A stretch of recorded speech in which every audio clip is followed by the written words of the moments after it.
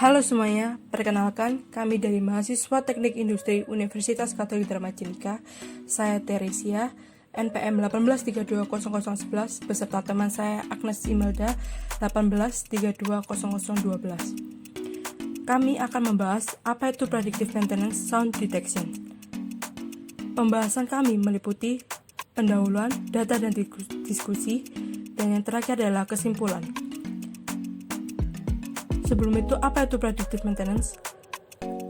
Predictive Maintenance atau yang disingkat dengan PM dirancang khusus untuk membantu menentukan kondisi suatu aset equipment sebagai acuan prediksi kapan harus dilakukan pemeliharaan. Predictive Maintenance telah diidentifikasi sebagai cara yang paling efisien dan hemat biaya untuk mempertahankan kinerja alat berat terutama dalam skala besar. Menurut Shichi Nakajima, tahun 1988 mendefinisikan predictive maintenance sebagai suatu pendekatan yang inovatif dalam maintenance dengan cara mengoptimasi keefektifan peralatan serta mengurangi atau menghilangkan kerusakan mendadak dengan melakukan identifikasi terlebih dahulu. Pemeliharaan prediktif didasarkan pada data nyata yang dihasilkan dari mesin dan juga dikenal sebagai pemeliharaan berbasis kondisi. Dengan cara tersebut, akan dieksekusi sesuai jumlah layanan yang dibutuhkan daripada rutin berdasarkan statistik. Data nyata tersebut digunakan untuk memprediksi penjadwalan penggantian suku cadang mesin dan perawatan. Penjadwalan dilakukan pada waktu yang paling efektif dan juga sebelum equipment mengalami kegagalan. Gambar tersebut menunjukkan contoh penjadwalan pada perawatan mesin sebelum terjadinya kegagalan atau kerusakan mesin. Peranan proses produksi terhadap perawatan adalah peralatan. Sebagian besar peralatan merupakan jantung utama pada proses produksi. Tanpa peralatan, proses produksi pun tidak dapat berlangsung. Proses produksi harus didukung oleh peralatan yang siap bekerja setiap saat dan handal. Untuk mencapai hal tersebut, maka peralatan-peralatan penunjang proses produksi ini harus selalu dilakukan perawatan yang teratur dan terencana. Metode tradisional pemeliharaan prediktif dikategorikan menjadi 5 bagian, yaitu mengenai suara abnormal, menggunakan perangkat keras konvensional, deteksi debit atau deteksi kebocoran menggunakan kamera inframerah, menggunakan sensor yang dapat mengenali perubahan tekanan, menggunakan sensor yang dapat mengenali perubahan suhu, serta getaran. Pada kali ini, kami akan membahas suara abnormal yang terjadi pada mesin. Suara abnormal bisa melalui predictive maintenance acoustic. Apa itu predictive maintenance acoustic? Metode yang relatif baru yang berupaya menggunakan anomali akustik untuk mendeteksi kemungkinan kesalahan pada mesin. Suara selalu menjadi salah satu alat komunikasi yang paling andal, karena suara yang terdeteksi memperingatkan bahwa beberapa komponen atau lainnya di mesin mereka perlu diperbaiki. Demikian pula, para ahli juga dapat mendeteksi kesalahan dengan memperhatikan suara yang dihasilkan dari peralatan mereka. Logika di balik pemeliharaan prediktif akustik adalah menemukan metode untuk mengotomasikan atau mendengarkan, sehingga kita dapat mengatur teknologi dan mesin kita dengan lebih cerdas setiap saat. Logika di balik pemeliharaan prediktif akustik adalah menemukan metode untuk mengotomasikan atau mendengarkan, sehingga kita dapat mengatur teknologi dan mesin kita dengan lebih cerdas setiap saat. Selanjutnya, data dan diskusi akan dijelaskan oleh teman saya, Agnes.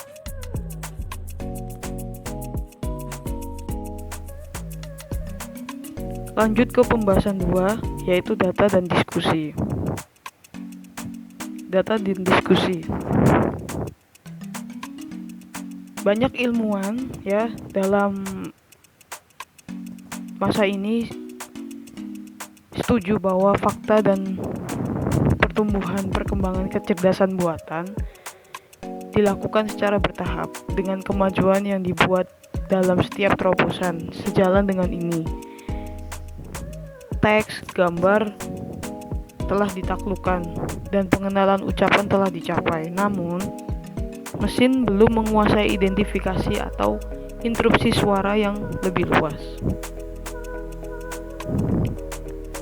Set data yang disusun cermat bertanggung jawab atas setiap terobosan, signifinitas, dan pembelajaran mesin. Dan konsorsium data linguistik digunakan untuk mengenal suara, sedangkan ImageNet digunakan untuk pengenalan gambar. Jadi disitulah letak kesulitannya, gitu loh. Jadi mendapatkan kumpulan data yang sesuai dapat dengan tepat membedakan suara, menutup pintu kamar, dan menutup pintu mobil. Jadi mesin hanya bisa mengenali suara semacam itu, mesin deteksinya. Lalu dalam kasus ini kami mengambil dari CEO Deepgram, sebuah perusahaan baru yang membantu organisasi dalam menyortir data audio mereka. Menyatakan bahwa dengan model yang dibangun baik, ada banyak hal yang dapat dicapai dengan pembelajaran mendalam. Tetapi ada kebutuhan akan banyak data mesin. Dia lebih lanjut mengingat bahwa sekitar 15 tahun yang lalu, pengenalan suara tidak seperti sekarang, tidak ada kumpulan data yang memadai.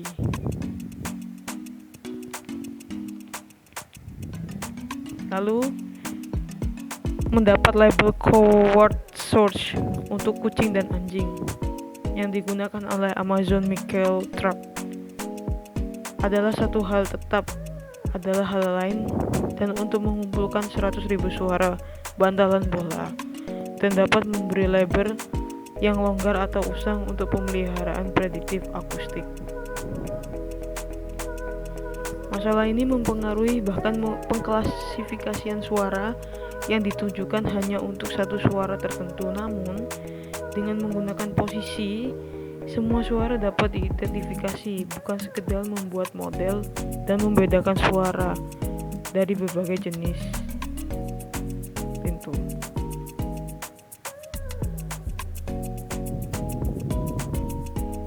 Lalu, cara kerja dan tantangan analisis suara udara. Untuk pemeliharaan prediktif akustik, ada dua pendekatan yang digunakan, yaitu analisa yang ditanggung struktur dan analisa udara. Yang terakhir ini yaitu analisa udara ini kurang umum digunakan gitu. Lalu analisa yang ditanggung struktur seperti namanya, mengukur getaran struktur menggunakan sensor yang dipasang pada sistem.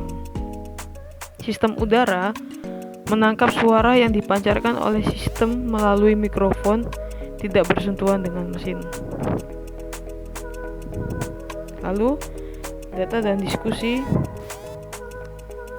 Model dan pola data biasanya berbentuk algoritma yang digunakan untuk memantau suara di udara menggunakan analisis frekuensi waktu tertentu yang bergantung pada parameter buat tantangan dan telah dioptimalkan untuk tindakan tertentu.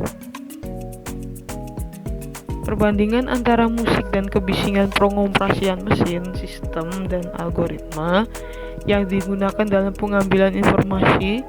Musik disesuaikan untuk ekstraksi otomatis lembar skor dan sinyal musik untuk mengkategorikan musik berdasarkan suasana hati atau genre. Fitur yang berbeda ini merupakan sifat dan sinyal akustik dan dapat diperkaya dengan data lain dari sensor eksternal seperti suhu dan juga kecepatan putaran dari mesin. Kategori kedua adalah untuk model pembelajaran mendalam yang dirancang untuk menangkap dan mengidentifikasi semua suara untuk menandai suara yang tidak normal sama sekali. Lalu konsep modular dan kemampuan beradaptasi untuk situasi baru. menjadikan analisis suara di udara sebagai sistem pemantau yang memikat untuk proses industri otomatis, yang memungkinkan solusi khusus untuk situasi dan kebutuhan industri yang unik di era industri 4.0 ini.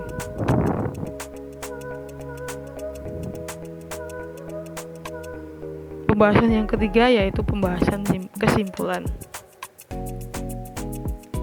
Dari jurnal kami ini dapat ditarik kesimpulan bahwa masalah lain adalah bahwa suara biasanya datang dengan noise yang jauh lebih besar daripada sinyal sebenarnya,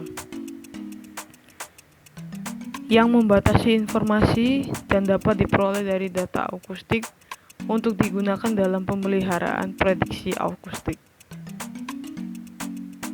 Kesimpulan yang kedua yaitu mendapatkan label coward source untuk kucing dan anjing yang digunakan oleh Amazon Mechanical Turk untuk mendapatkan atau mengumpulkan 100.000 suara bantalan bola yang ditimbulkan oleh kedua hewan tersebut, dan untuk memberikan label yang longgar atau usang untuk pemeliharaan prediktif akustik. Kesimpulan yang ketiga yaitu model dan pola data dari mesin pendeteksi suara itu berbentuk algoritma yang digunakan untuk memantau suara di udara dan yang bertanggung pada parameter buatan tangan yang telah dioptimalkan untuk tindakan tertentu. Kesimpulan yang keempat yaitu kategori kedua adalah untuk model pembelajaran mendalam yang dirancang untuk menangkap dan mengidentifikasikan semua suara untuk menandai suara yang tidak normal sama sekali. Kesimpulan kelima yaitu konsep modular dan untuk kemampuan beradaptasi untuk situasi baru yang menjadikan analisis suara di udara sebagai sistem pemantau yang memikat, dan untuk proses industri otomatis yang memungkinkan solusi khusus untuk situasi dan kebutuhan industri yang unik.